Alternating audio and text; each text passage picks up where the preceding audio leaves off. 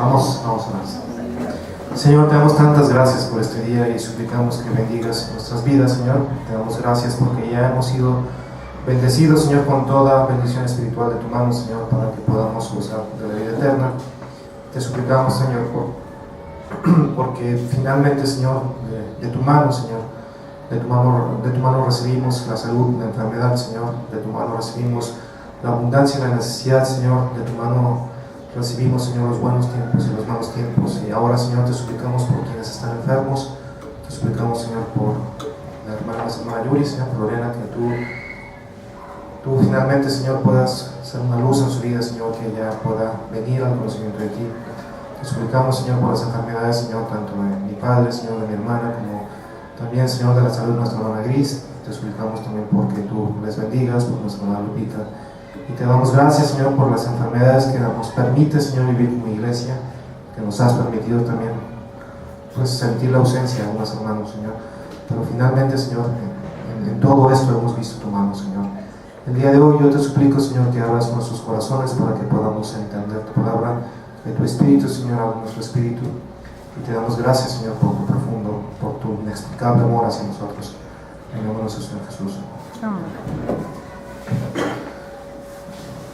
El Señor en estas últimas semanas me ha estado llevando a pensar mucho acerca del sentido de la gracia y del sentido del legalismo. Es un dicho muy común que tengo con mi esposa, que todos tenemos un legalista dentro. ¿Se ha fijado? Cuando las cosas salen de nuestro estándar o de lo que nosotros pensamos que es correcto, de nuestra definición de lo bueno y lo malo, inmediatamente brincamos, ¿no? Y señalamos, peor aún, ¿no? Digo, el caso muy particular, el domingo pasado, hermanos, vieron que Dios nos castigó porque algunos hermanos no vinieron a la iglesia. Hemos pedido perdón por eso, pero aún insistimos, hermanos, que lo que sucedió ahí fue un robo y un despojo. Pero bueno, finalmente el Señor es bueno con nosotros y vamos a centrar todo lo que hoy platiquemos en la primera carta a los Efesios. La carta a los Efesios fue escrita, es una de las cartas escritas en el cautiverio, es decir, cuando particularmente nuestro hermano Pablo estaba cautivo, estaba en la cárcel, ¿no? No se ponen de acuerdo todavía si fue escrita en Cesarea. Cesarea era una ciudad un poquito más al norte de Jerusalén, que era realmente la capital política del reino de Judea, ¿no? Recordar que en ese momento, no obstante que Jerusalén era la capital, pues, religiosa, la capital cultural de Israel, pues existía una capital política que era Cesarea, ¿no? O finalmente fue escrita en Roma. Mi opinión experta y humilde es que fue escrita en Roma, ¿no? Sin embargo, pues no le da mucho caso. Aquí particularmente vemos que los 3 primeros capítulos de la carta de los Efesios es conocimiento, es teoría pura, ¿no? Y los últimos 3 es una aplicación muy puntual acerca de lo que hemos estado viendo previamente. Y comenzamos con el versículo 1. Siento un poquito mal modulado el micrófono, pero bueno, como que se escucha muy golpeada mi voz. Bueno, no hablo de esa manera. Dice: Pablo, apóstol de Jesucristo por la voluntad de Dios, a los santos y fieles en Cristo que están en Éfeso. Es decir, él estaba hablando directamente a ¿quiénes? A creyentes, ¿no? O a gente que de alguna forma se estaba congregando en la iglesia. Muchas gracias por gracia y paz a vosotros de Dios nuestro Señor y Padre del Señor Jesucristo. Interesante es ver aquí que Pablo está diciendo que es Padre nuestro. No está haciendo ninguna distinción entre quiénes, entre gentiles y entre judíos. La iglesia de Éfeso tenía un fuerte componente judío y un fuerte componente gentil. Recordar que Pablo, la estrategia que normalmente usaba, él iba a la sinagoga de la ciudad en que se encontrase, ¿no? Iba a discutir acerca de que Jesús era el Mesías prometido, y finalmente, después que se causaba un gran alboroto, se empezaba a formar una iglesia que inicialmente era con judíos, pero después comenzaba a ser también de griegos o de gente que no era judía, ¿no? El centro de lo que quiero comentar está aquí en el versículo 3. Dice: bendito sea el Dios y Padre de nuestro Señor Jesucristo, que nos bendijo con toda bendición espiritual en los lugares celestiales, según nos escogió en Él antes de la fundación del mundo, para que fuésemos santos y sin mancha delante de Él. Ahora es interesante ver esto. ¿Por qué? Porque aquí hay mucha doctrina, hermanos, embebido en esta salutación. Dice: bendito sea el Dios y Padre de nuestro Señor Jesucristo. Aquí está de alguna forma, en la secuencia de lo que vamos a platicar, hay las tres personas de la Trinidad están inmiscuidas. Dios el Padre, que es quien escoge; Dios el Hijo, que es el que sufre, el que es sacrificado por nuestros pecados; y Dios el Espíritu Santo, que nos sella con su presencia en nuestras vidas como las arras de la herencia que vamos a recibir. Dice: bendito sea el Dios y Padre de nuestro Señor Jesucristo, que nos bendijo con toda bendición espiritual en los lugares celestiales. ¿Cuándo nos bendijo? En una eternidad pasada. Es decir, el plan de Dios ya estaba trazado, y en esa eternidad pasada nos bendijo nos bendijo con toda bendición espiritual, para que nosotros, los que no éramos dignos, los que éramos pecadores, los que habíamos traicionado a Dios, los que éramos traidores, que nos habíamos levantado en contra del nombre de Dios, que habíamos blasfemado el nombre de Dios, pudiésemos tener vida con Él. ¿Se da cuenta? O sea, dicho de otra forma, antes de la fundación del mundo, en la eternidad pasada, el Señor había predestinado una manera para que nosotros, Dios el Padre, nos eligiera de alguna manera, y mediante la muerte de nuestro Señor Jesucristo nosotros pudiésemos tener vida eterna con Él. Entonces aquí la palabra bendito quiere decir muy feliz, bienaventurado quiere decir extremadamente feliz, y el Señor es feliz bendiciéndonos a nosotros. Y esto es muy importante, porque en el mundo antiguo, en las religiones del mundo antiguo, no se daba el hecho de que una deidad individualmente diera beneficios a sus seguidores, sino que la divinidad esperaba retribución de sus seguidores.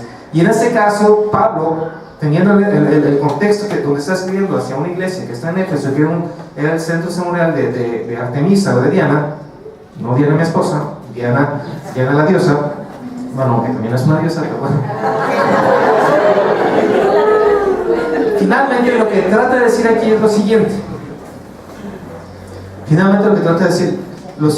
A diferencia de lo que es el culto tradicional, Dios el Padre se goza, pero con un gozo supremo, en bendecir a aquellos que no lo merecen, y les ha proporcionado no a medias, sino una totalidad de bendiciones, para que esas personas puedan estar delante de Él. ¿Se da cuenta? O sea, no escatimó absolutamente nada para que ustedes, para que yo, para que los creyentes puedan estar en su presencia. Eso es lo que trata de decir. Dice: según nos escogió en Él antes de la fundación del mundo, para que fuésemos santos y sin mancha delante de Él. Dios el Padre, que está escogiendo, lo hace con un propósito. ¿Y cuál es el propósito? Que nosotros seamos santos y sin mancha. O sea, no es una elección que Dios hace, una elección es un acto soberano solamente para ver qué pasa, sino con un propósito. Y el propósito es de que nosotros seamos, los creyentes, santos y sin mancha delante de Él. Dice: en amor, habiéndonos predestinado para ser adoptados hijos suyos por medio de Jesucristo, según el puro afecto de su voluntad. Es decir, esa elección es un acto soberano de Dios. No está determinado por absolutamente nadie. No está condicionado por nada. Adicionalmente, no está condicionado por nada, que ese acto Dios lo hizo antes que nosotros existiésemos. Es un acto libre. Y esto me lleva un poco a este sentido. En esa predestinación estaba Dios el Hijo presente, en ese plan, evidentemente. ¿Por qué? Porque Dios el Padre sabía que para que nosotros pudiésemos ser salvos, tenía que haber derramamiento de sangre. Ya lo había previsto Dios. Y Pablo está hablando de que Él totalmente dio todo para que nosotros, y lo hizo felizmente, para que nosotros pudiésemos estar en su presencia. Eso también implicaba ¿qué? La muerte de nuestro Señor Jesucristo, el sufrimiento de nuestro Señor, la crucifixión. Estaba en la mente del Señor el sufrimiento voluntario de Dios. Ahora, ¿qué quiero decir con esto? Usted voluntariamente sufre. Bueno, hay gente que sí, pero normalmente usted voluntariamente sufre. Digo esto porque el domingo voluntariamente estuvimos sufriendo, pero bueno, usted voluntariamente se cortaría una pierna, usted voluntariamente subiría una cruz. Pues no, yo creo que no. En este caso, la crucifixión de Dios, como lo está diciendo aquí con todas sus letras, es un acto soberano de Dios. Es un acto soberano de Dios, y dice que fue por el puro afecto de su voluntad. Es un acto soberano de Dios. Continúa diciendo, para la alabanza de su gloria, de la gloria de su gracia, con la cual nos hizo aceptos en la amado. Aquí hay algo muy importante. Aquí se introduce por primera vez en esta carta la palabra gracia. Gracia, cariz, de ahí viene la palabra carismático también, ¿no? Una persona que es muy graciosa, así como yo, carismático, sencillito y carismático. Sin embargo, la palabra cariz o carismático, en este caso gracia, tiene una acepción muy importante, hermanos. En muchas congregaciones, esta palabra es motivo hasta de libros, tratados y todo esto, ¿no? Porque a algunos les conceden hasta propiedades mágicas. Y en algunos casos está mal entendida. La palabra gracia, en el contexto que lo está escribiendo nuestro amado hermano Pablo, y en el contexto que normalmente lo usa, que no tiene que ver con dones propiamente, sino con un acto soberano de Dios, es un término legal, estrictamente legal. Por lo siguiente, y eso lo vimos en Romanos capítulo 3, Dios se espera que Dios sea justo, ¿no? Y lo primero que sucede cuando nosotros tenemos algo que nosotros consideramos injusto es reclamarle a Dios, ¿no? ¿Por qué? ¿Por qué permites hacer esto? ¿No? Bueno, nosotros esperamos justicia de parte de Dios. Si nosotros nos hemos rebelado en contra de Dios, ¿qué es lo que deberíamos de esperar? Justicia. Y eso implicaría que Dios no pasara por alto nuestro pecado. Dios no puede pasar por alto el pecado. Pablo estaba en esa situación cuando decía, bueno, ¿cómo puede ser que en el pasado se pasaron por alto esos pecados? ¿Cómo puede ser? Bueno, entonces legalmente entra una figura que se llama gracia.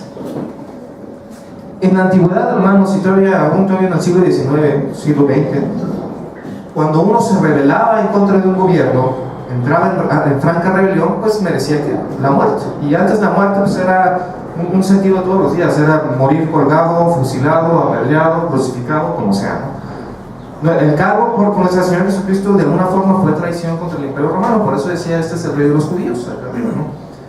Y finalmente los actos de traición merecían muerte inmediata, muerte de Estado. Y el Estado no se podía hacer de la vista gorda. Este es el mismo caso con nosotros. Nosotros nos rebelamos delante de Dios y nosotros merecemos ¿qué? La muerte. Somos unos miserables traidores. Esa es la palabra, ¿no? Sin embargo, el rey contra quienes nos hemos rebelado, paga la deuda. Paga la deuda. ¿Qué hicimos nosotros para que pagara la deuda? Absolutamente nada. ¿Qué hizo el que pagó la deuda? A él le costó bastante. ¿Se dan cuenta? Ese es un acto de gracia. En la gracia, el que recibe no le cuesta. El que lo otorga le cuesta todo, porque la justicia tiene que ser prevalecida, ¿no? Y se expide un certificado que se conoce como amnistía. Eres libre. Tu cuenta ha sido pagada. ¿Se da cuenta? Ahora, ese es un estado, evidentemente, un estado legal. El estado legal de la gracia, en el caso de nosotros, los que hemos traicionado el nombre de Dios y hemos sido perdonados por su amor, por su sacrificio, y la deuda se ha pagado con sangre, la sangre de nuestro Señor Jesucristo, y hemos sido sellados con el Espíritu Santo de la promesa. Ese estado se va a prolongar ¿cuánto tiempo? Por siempre. Nosotros siempre vamos a estar en un estado de gracia. En un estado de gracia. ¿Qué quiero decir con esto? No se le olvide, y de alguna forma la intención de Pablo, no se le olvide que nosotros somos unos miserables traidores. ¿Cuánto tiempo? Siempre. Pero en un estado de ¿qué? De gracia. ¿Cuánto tiempo? Siempre. Ese es el punto. Y continúa Pablo diciendo, que hizo sobreabundar para con nosotros en toda sabiduría e inteligencia, dándonos a conocer el ministerio de su voluntad, según su beneplácito, el cual se había propuesto en sí mismo, de reunir todas las cosas en Cristo en la dispensación del cumplimiento de los tiempos, así las que están en los cielos como en la tierra. ¿De qué dispensación de los tiempos está hablando? Está hablando del reino de Dios. ¿Y por qué digo que está hablando del reino de Dios? Porque después dice que el adelanto de esa herencia es ¿quién? Dios, el Espíritu Santo morando en nosotros. ¿Sí? Dice: en él asimismo tuvimos herencia, habiendo sido predestinados conforme al propósito que hace todas las cosas, según el designio de su voluntad, a fin de que seamos, para alabanza de su gloria, nosotros los que primeramente esperábamos en Cristo, los judíos. Dice: en él también vosotros, habiendo oído la palabra de verdad, el evangelio de vuestra salvación, y habiendo creído en él, fuisteis sellados con el Espíritu Santo de la promesa, que es las arras de nuestra herencia, hasta la redención de la porción adquirida para alabanza de su gloria. ¿Qué es lo que trata? Está un poquito rebuscado. Trata de decir lo siguiente: ya estoy hablando de los gentiles, ahora hablo con los judíos. Judíos y gentiles tienen que venir a Jesús. Es decir, dice: en él también vosotros, habiendo que oído el evangelio y habiendo creído en él, fuimos sellados con el Espíritu Santo. ¿Qué quiere decir con esto del sello, hermanos? Ese asunto de la herencia quiere decir posesión propiamente, ¿no? Y el Señor nos da un adelanto de estas bendiciones espirituales. Dice que toda bendición espiritual nosotros ya la tenemos. Por lo tanto, quiere decir que el Espíritu Santo mora en nosotros. ¿Cuándo? Cuando nos imponen las manos. Cuando hay un culto especial y nos pasan aquí al altar. ¿Cuándo? Cuando escuchamos el Evangelio. ¿Y qué hacemos? Creemos. En ese momento, ¿qué dice? Somos sellados con el Espíritu Santo. Y adicionalmente dice que es el adelanto del reino de Dios. ¿Por qué es el adelanto del reino de Dios? En el reino de Dios, como lo vimos la vez pasada, hay una definición de quienes participan moral, de alguna forma, de quienes participan, de quienes son los ciudadanos del reino. Todos aquellos que tienen la índice de justicia, que sufren por el Evangelio, todos aquellos que las bienaventuranzas, que somos perseguidos por el nombre de Dios, que somos pobres en espíritu, todos ellos son la definición del reino de Dios. Y eso todavía no lo conseguimos propiamente o plenamente, es un adelanto. Por lo siguiente, después lo vamos a ver, pero de alguna forma, después de esos capítulos, hay una aplicación práctica. Dice, continúa, capítulo 2, versículo 1: y Él os dio a vosotros vida cuando estabais muertos en vuestros delitos y pecados.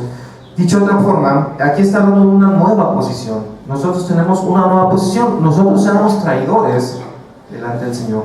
Sin embargo, en esa gracia, Él nos toma de esa posición y nos pone en otra nueva posición. Dice: Él os dio vida a vosotros cuando estabais muertos en vuestros delitos y pecados, en nuestras transgresiones, en que nosotros errábamos el blanco. ¿Cuánto tiempo? Continuamente. Ahora, ¿qué quiero decir con esto? Hay una doctrina que es central en el Evangelio, hermanos.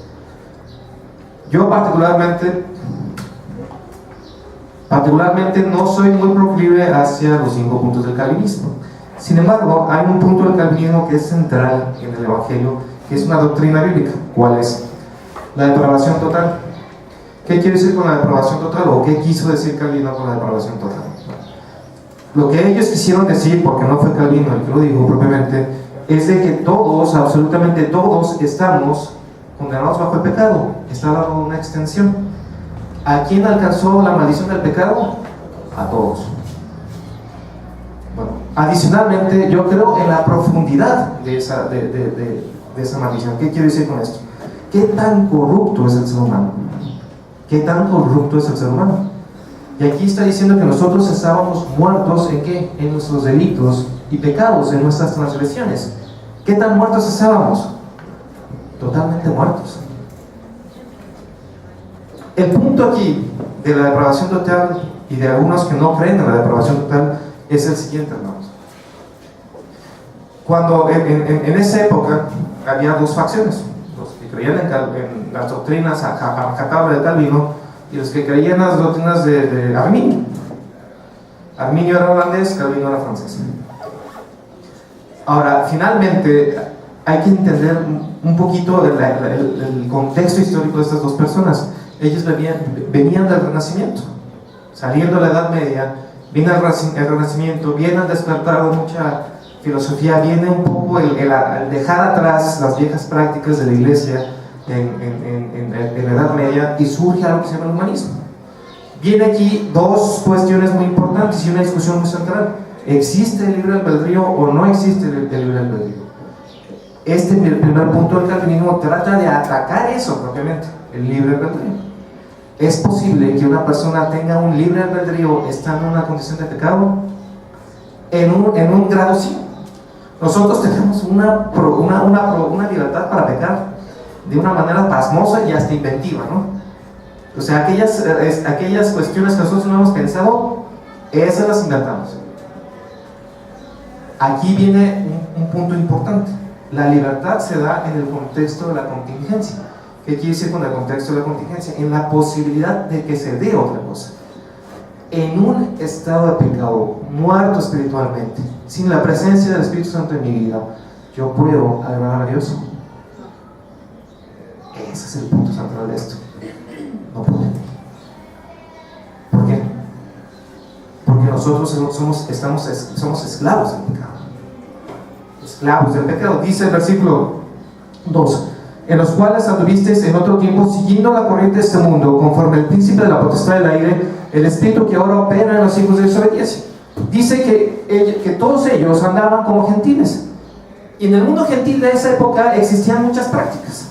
Es decir, existían deidades que vivían muy afuera del círculo del ser humano, ¿no? Propiamente. Y ellos tenían sus peleas acá, ¿no? Mientras los seres humanos se les permitía todo. Había unos que decían que el sentido de la vida era el placer. Buscar el placer en cualquiera de sus manifestaciones. Evidentemente ustedes sabrán el desenfreno que eso implica, ¿no? Otros decían que no, al contrario, había que castigar el cuerpo y de alguna forma buscar la virtud a través de frenar nuestras pasiones. Había otros que decían, no, bueno, es que hay religiones de misterio en ese caso. Vamos a ir con los oráculos, vamos a buscar la suerte, vamos a buscar que las cosas se den de una manera, ¿no? Había prostitución sagrada también, ¿no?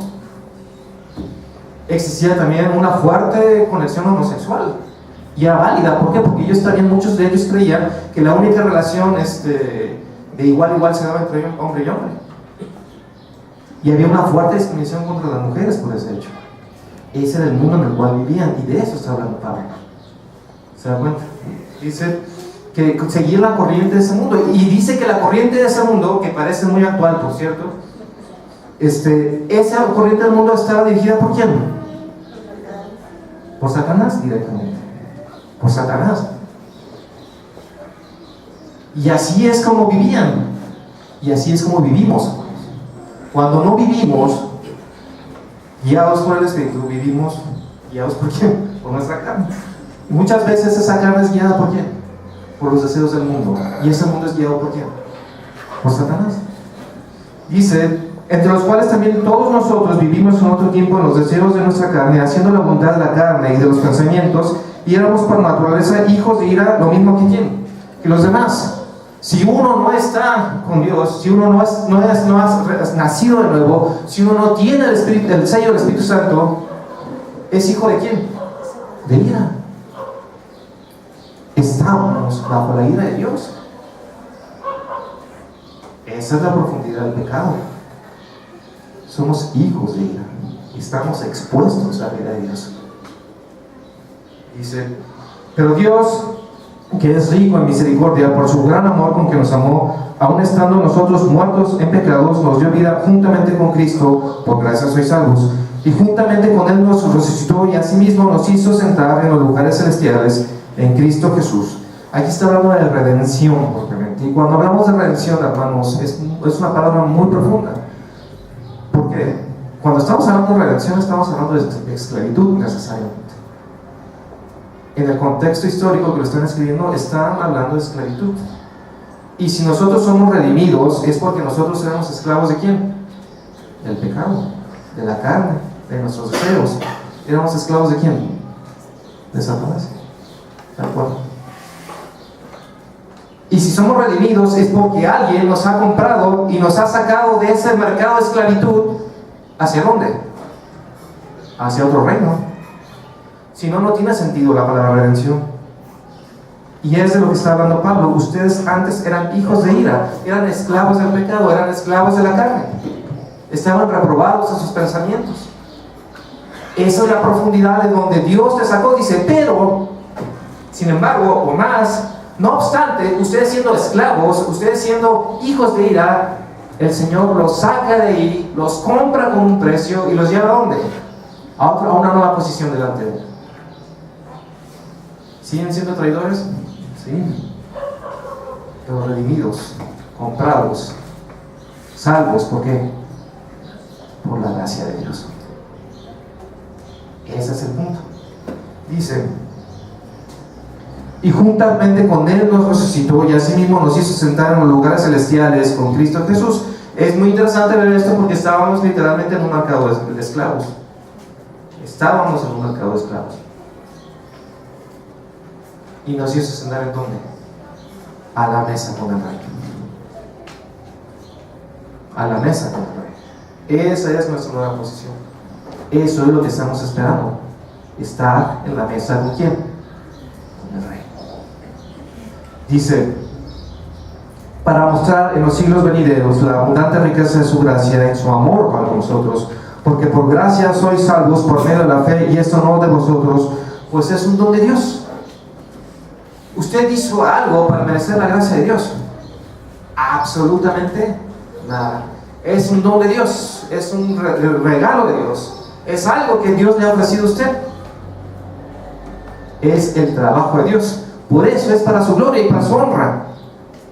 Si nosotros tuviésemos la posibilidad de hacer algo bueno delante de Dios antes de tener Dios y el Espíritu Santo, no sería gracia.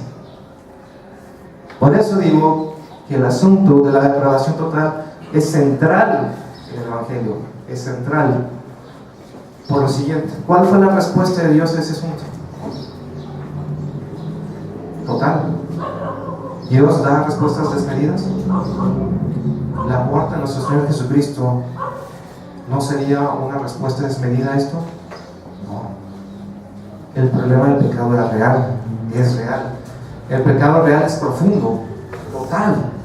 Nosotros no podemos hacer nada, absolutamente nada, delante del Señor. Él tenía que rescatarnos. Él tenía que salvarnos. Él tenía que redimirnos. Y es un trabajo solamente de Él. Solamente de Él. Versículo 9 dice, no por obras para que nadie se gloríe, porque la gloria es solamente de ¿quién? De Dios. Porque somos hechura suya, creados en Cristo Jesús, ¿para qué? Para buenas obras, las cuales Dios preparó de antemano para que anduviésemos en ellas. Cuando Dios nos creó para buenas obras, ¿cuándo? El propósito de Dios haber creado a Adán es de que Adán le obedeciera totalmente, que le amara perfectamente a Dios. Hay una caída, evidentemente. La caída de Adán es tan profunda que hasta la creación fue maldicha. Finalmente, en ese asunto, en la profundidad del pecado, Dios nos rescató por su gracia, y al rescatarnos tiene un propósito: que nosotros hagamos buenas obras, dice, las cuales Dios preparó de antemano para que tuviésemos en hecho. Para aquí el punto no es que nosotros hacemos buenas obras para ganarnos la salvación, no, sino porque somos salvos, hacemos esas buenas obras. ¿Por qué? ¿Por un esfuerzo personal? No, sino como consecuencia ¿de qué? De tener el Espíritu Santo en tu vida. Ese es el punto. Ese es el punto. Y esa es la diferencia con el legalismo. La semilla del legalismo radica en el hecho de que el ser humano puede hacer algo agradable a Dios por su propio esfuerzo. Esa es la semilla del legalismo. ¿Se acuerda usted cuando el joven rico fue con nuestro Señor Jesucristo? ¿Sí? Y él era un muchacho joven, tendrá yo tengo unos 44 más o menos, joven como yo. iba con el Señor Jesús y al parecer iba con una preocupación bastante genuina. Él tenía muchos bienes. Va y le dice al Señor: ¿qué debo de hacer para ganar la vida eterna? Una pregunta totalmente genuina. Nuestro Señor Jesucristo, sabiendo efectivamente lo que existía en el corazón de él, le dice: tú sabes los mandamientos. Y comienza a referir los mandamientos que tienen que ver con el hombre. No mates, no hurtes, no digas falso testimonio. El joven le dice: todo esto lo he guardado en mi juventud, desde mi juventud. Interesante es ver que nuestro Señor Jesucristo no lo contradijo. Y le dice: muy bien, vende todo lo que tienes, da a los pobres, ven y sígueme. ¿Qué trataba de decirle nuestro Señor Jesucristo? Que el problema de este muchacho no era un problema moral, no era que se portara bien o se portara mal, era un problema de qué tipo?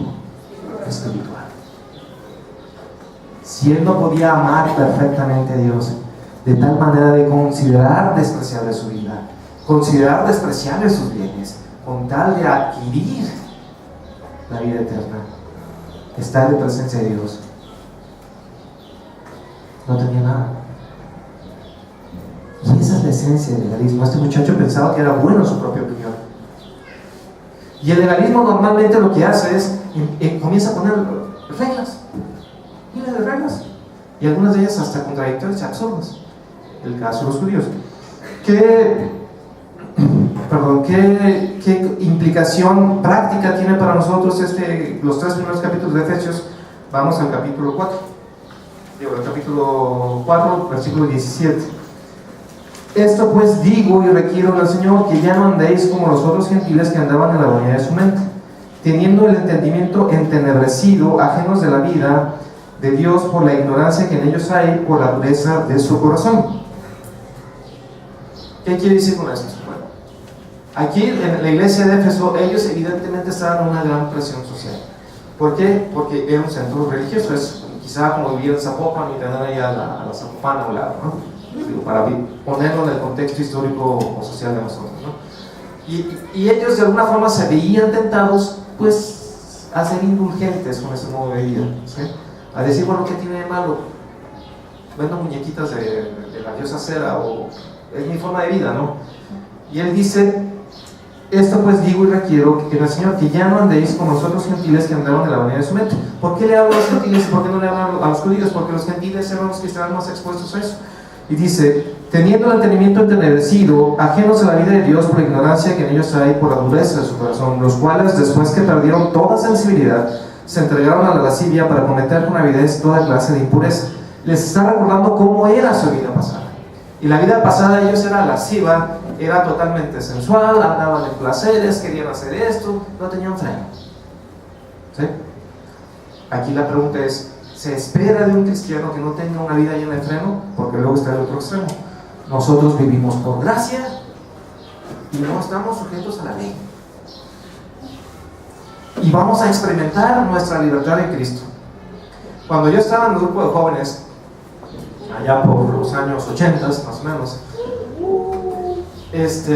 bueno, como ya en los 90, yo ya dejé de ser joven, entonces llegó una nueva generación de jóvenes. Yo no considero que propiamente el grupo de jóvenes de nosotros haya sido legalista propiamente. Digo, yo era líder de los jóvenes, pero no puedo yo echarme ese saco. Sin embargo, la siguiente generación de jóvenes que se levantó rompieron con todo lo que se les había enseñado. Y ellos, tomando como bandera la libertad en Cristo, decían: es que nosotros somos libres en Cristo. Nos venimos a la reunión de jóvenes y ¿saben dónde vamos a celebrar el cumpleaños del líder de jóvenes? En el antro. De la iglesia al antro. Eso sucedió. Y el líder de jóvenes era el que organizaba las tardeas en el antro. Ahora, no me espanto ni mucho menos, pero aquí el punto es fundamental, y eso es una cuestión práctica para nosotros. Es válido, es lícito, es correcto, o se espera de nosotros que nosotros, como jóvenes o como adultos también, o como cristianos en general, regresemos a la vida de la cual nosotros renunciamos. El hecho de que no lo haga es legalismo. Buscar una santidad personal es legalismo. no sé.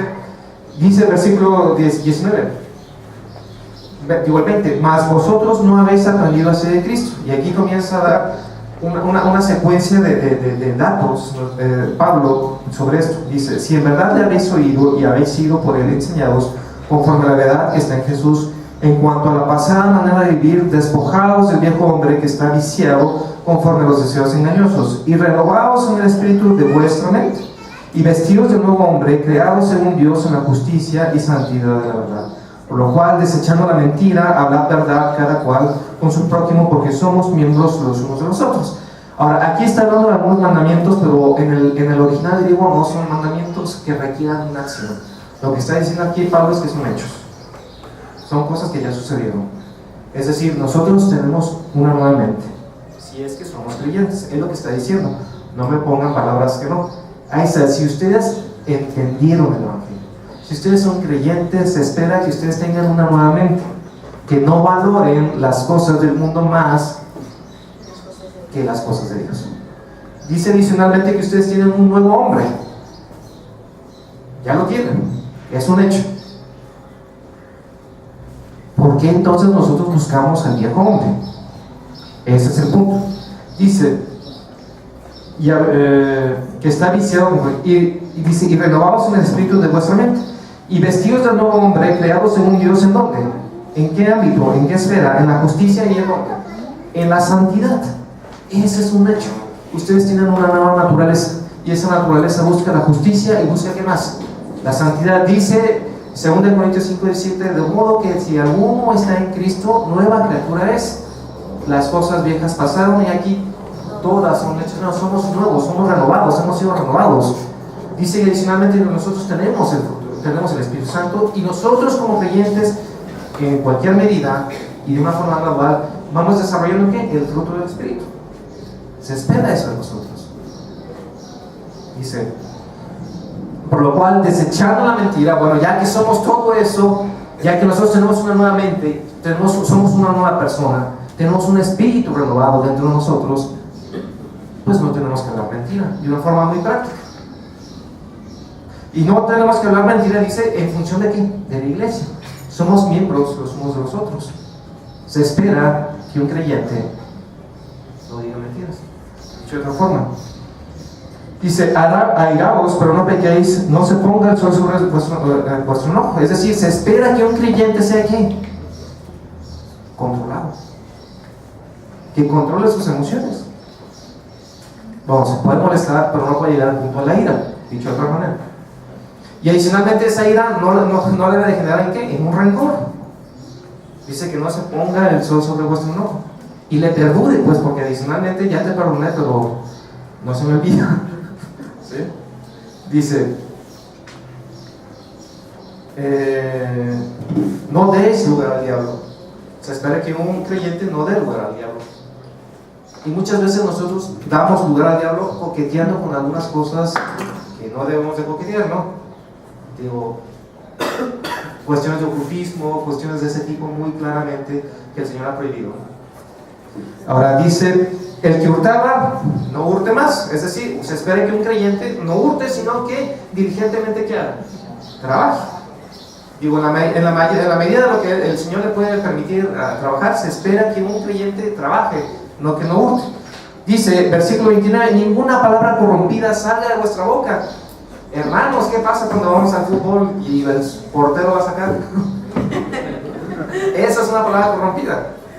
Y los mexicanos, hermano, tenemos muchas cosas muy buenas, otras muy malas, pero tenemos un don para manejar las malas palabras que yo creo que es mundial, es épico.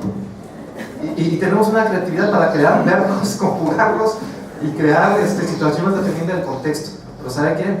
¿Qué es lo que se espera de un creyente? ¿Cuántas malas palabras debemos decir? Palabras corrompidas. Porque luego somos muy, muy creativos en disculparnos. Es que no son malas palabras si uno no las dice enojado. ¿Sí o no? Conozco a mi gente. O finalmente, hermano. O la Real Academia ya las formalizó. Dice que ninguna palabra corrompida. Se espera que nuestra nueva mente, en nuestro nuevo hombre, con la renovación de nuestro espíritu, ninguna palabra corrompida sale de nuestra boca. Ninguna. Les conté ayer, ¿qué es la negación de ninguno? No me digan ninguno. ¿Qué es la negación de ninguno? Algunos. Es decir, con que una mala palabra se le salga, ya no está cumpliendo esto. Una. ¿Por qué? Porque normalmente, hermanos, las palabras corrompidas salen de dónde? ¿De qué deben estar? ¿Y salen de dónde? De nuestra ira. Por eso es consecuente lo que estoy diciendo. Está hablando de que no nos airemos, que no le demos lugar al diablo, que nosotros no pequemos de esa forma y que evidentemente no lo exterioricemos con una palabrota. Es lo que está diciendo. Y se espera de nosotros eso, porque somos ¿qué? Creyentes. Dice, sino la que sea buena para la necesaria edificación a fin de dar gracia a quienes, a los oyentes. ¿Cuál es el propósito de usted? Dar gloria a Dios en todo lo que hace, aún con las palabras. Y si usted está con un no creyente, que sea edificante para él de alguna manera, en el sentido de decir lo que Dios puede hacer en una persona, ¿no? O si usted está con los hermanos de la iglesia, ¿qué? Edificar al hermano, no apachurrarlo, no menoscabarlo, edificarlo. Y dice, y no contristéis al Espíritu Santo de Dios, con el cual fuiste sellados para el día de la redención. No entristezcan al Espíritu Santo. ¿Esto qué quiere decir? Que si yo le hago caso al viejo hombre, que si yo le hago caso a los pensamientos que vienen de allá afuera, el Espíritu Santo, ¿qué siente? Tristeza. Y nosotros, como hijos de Dios, podemos entristecer ¿a quién? A Dios. Nosotros que somos padres, ¿qué sentimos? Porque luego sí sentimos. Y eso va para los hijos, para que lo entiendan muy bien. Cuando nuestro hijo es rebelde sin ninguna causa y empieza con sus cosas de que es mi vida y bla bla, ¿qué es lo que siente el padre? Tristeza. Porque luego uno empieza a decir, bueno, ¿en qué me equivoqué? ¿Qué hice? Tristeza es lo que uno siente. De la misma forma, como usted siente un hueco aquí en el corazón, es lo que Dios siente cuando nosotros hacemos eso. Dice, quítense de vosotros toda amargura, todo enojo, toda ira, toda gritería, toda maledicencia y toda malicia. ¿Qué tal las palabras de doble sentido? ¿O de triple sentido?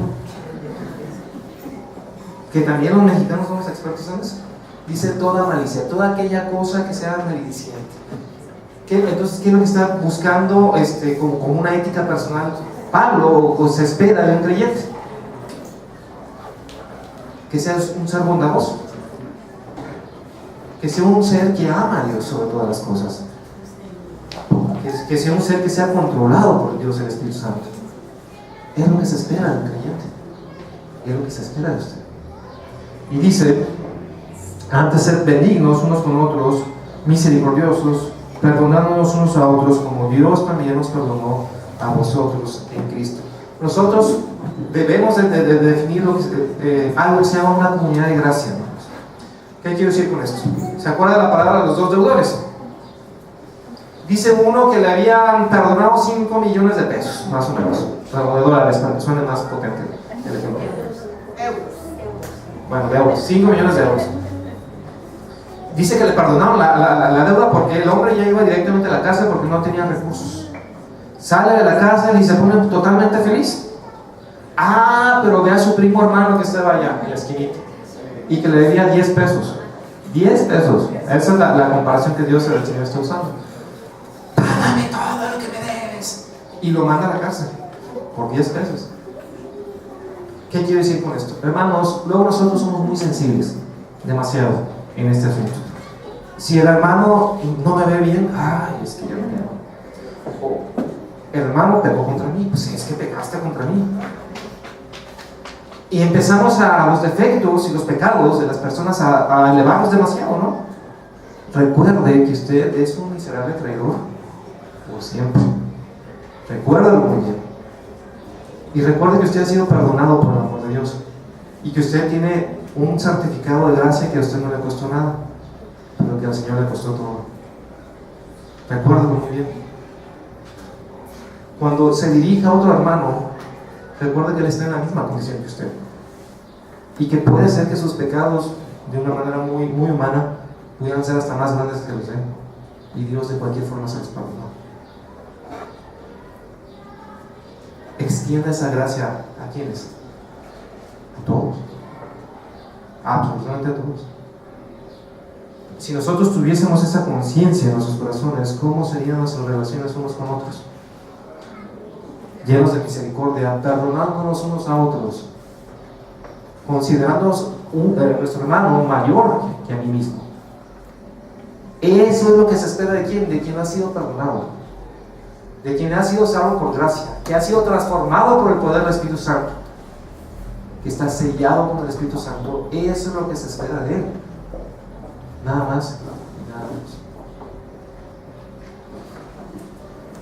Dice, como Dios también os perdonó a vosotros en Cristo Jesús. ¿Qué es lo que hemos visto el día de hoy, hermanos? Bueno, hemos visto la definición de gracia. Hemos visto que nosotros hemos sido salvos por gracia, y que Dios espera que usted sea una nueva persona porque es creyente, que tenga un nuevo razonamiento, y que las cosas que usted valoraba antes como preciosas ya no tienen ningún sentido para usted. El buscar el placer fuera de la persona de Dios no debe tener sentido para usted. El buscar una valoración como persona fuera de la persona de Dios no tiene sentido para usted. El buscar la fama fuera de la persona de Dios no tiene sentido para usted. Porque somos ¿qué? Creyentes. Y un día en la presencia de Dios para nosotros es más valioso que ¿qué? Que 1000 fuera de ellos. Un día en la presencia del Señor. Somos creyentes y se espera de eso a nosotros. ¿Por qué? Porque somos salvos por gracia. Se espera que usted ponga la otra mejilla. Se espera que usted perdone ¿cuántas veces? Todas las necesarias, porque usted fue perdonado de esa misma manera. Se espera que usted sea bondadoso, que no sea malediciente, que evidentemente sus palabras no sean corrompidas y que no sean producto de ¿qué? De la ira. Se espera que usted tenga un dominio propio porque usted es creyente, porque el Espíritu Santo trabaja en usted, porque el Espíritu Santo lo ha transformado de esa manera. Y finalmente nosotros somos ¿qué? Para la alabanza de la gloria de Dios. Contando acerca de John Newton, el hombre que escribió Sublime Gracia, otra persona hablando de él mismo, recordar que este hombre había sido capitán de navío, esos que transportaban esclavos, y usted sabe que los marineros eran, bueno, ya son de otra clase, ¿no? Son hombres que viajan por el mundo y son rudos y son todo esto, ¿no? Y aún peor, tratándose de un comercio tan vil como es el comercio de las personas, pues eran hombres paganos propiamente. John Newton era uno de esos. Él se convierte al Señor, deja la marina mercante de esclavos, entra en un seminario y se convierte en pastor. Ahora usted puede pensar que él lo pusieron en la catedral de Londres, ¿no? Propiamente él lo pusieron en una parcela, en una ciudad apartada ahí en Londres, ¿no? Y este hombre generó un ministerio muy importante, y era un hombre lleno de bondad, lleno de gracia, lleno de amor hacia las personas, ¿no? Él escribe Sublime Gracia, este himno como un regalo de Navidad para su congregación. Él adicionalmente empieza a ministrar de una forma muy sencilla, un hombre muy sencillo, un hombre muy pretencioso. En esa misma localidad donde él ministraba, cerca había una capilla. Y en esa capilla había un hombre que él había estudiado en Oxford, y había estudiado en el seminario, y era un hombre muy culto, muy teológico, había estudiado filología, y era un hombre con muchísimas credenciales. Entonces él estaba ahí en la capilla y tenía a sus ministros, y cuando se refería a John Newton le decía: este humilde campesino no tiene ni idea ni derecho a estar en un púlpito. Así se expresaba él. Pero resulta ser que unos hermanos de su congregación estaban muy enfermos, pero este hombre, como tenía tantas ocupaciones, pues no tenía tiempo a visitar. John Newton se entera de este asunto. Él sabía cómo se refería de él, ¿no? Y va y los visita por un año. Estuvo visitándolos hasta que una de ellas falleció. Llega este hombre, el otro ministro, invitado evidentemente para este asunto, y se da cuenta de lo que había pasado. ¿Y cómo cree usted que se quedó? Se le cae la cara de vergüenza. Ese campesino que él decía tenía más amor por las ovejas. Y él estaba callado. Ese día es el que él describe como el día de su conversión. Estamos hablando de un supuesto ministro de Dios. Él se convierte porque observó en un hombre lo que la gracia de Dios, la presencia de Dios, el Espíritu Santo, pudo hacer en él. Olvidar las afrentas, olvidarse a sí mismo de tener un valor delante de los hombres y buscar un valor callado delante de Dios, amando a las ovejas, amando a Dios de una forma genuina. ¿Qué es lo que ustedes quieren ser? ¿Unos cristianos sofisticados?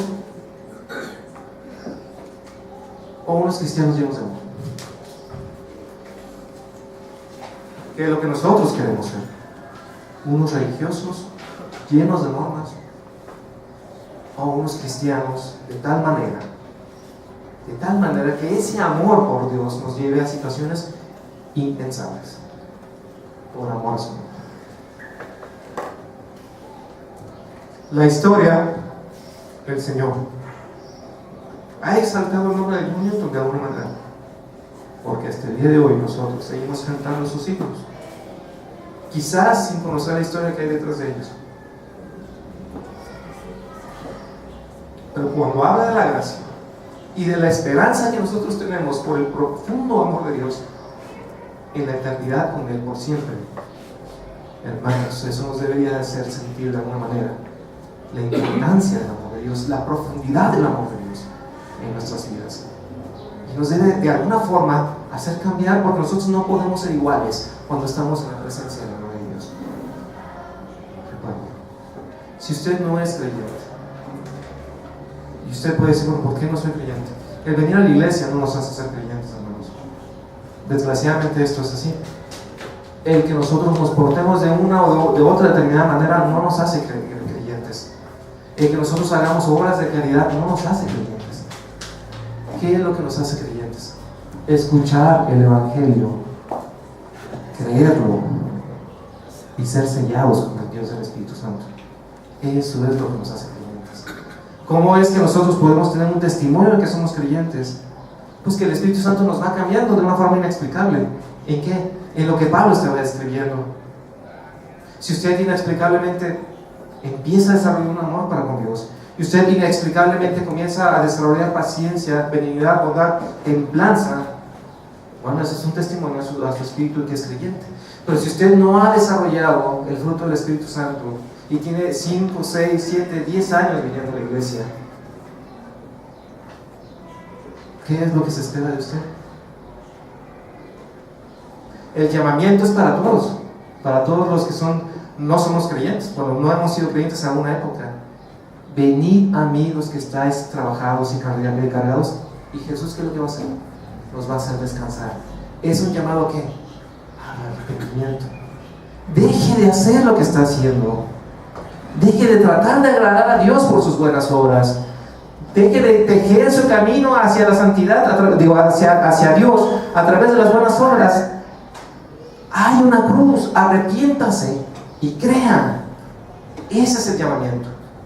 Arrepentirse, creer y confiar totalmente en la persona de quién? De Dios nuestro Señor. Totalmente. Vamos a orar. Señor, te damos tantas gracias por tu amor, Señor. Te damos gracias, Señor, porque tú nos has salvado, nos has redimido, Señor. Nos has transformado por la presencia de Dios, el Espíritu Santo en nuestras vidas. Y ahora, Señor, te suplico que el Espíritu Santo hable fuertemente en nuestros corazones. Te damos gracias, Señor, por lo que tú esperas, porque en un esfuerzo humano no podemos lograrlo, Señor, pero con la bendición de tu Espíritu, teniendo una profunda devoción a tu nombre, Señor, podemos hacerlo, Señor. Y te suplico, Señor, que tú bendigas esta iglesia. Te suplico, Señor, que tú bendigas a los que están presentes, y te damos gracias, Señor, por tu amor. En nombre de nuestro Señor Jesús. Amén. Bueno, antes de aprovechando que estoy aquí, quiero recordar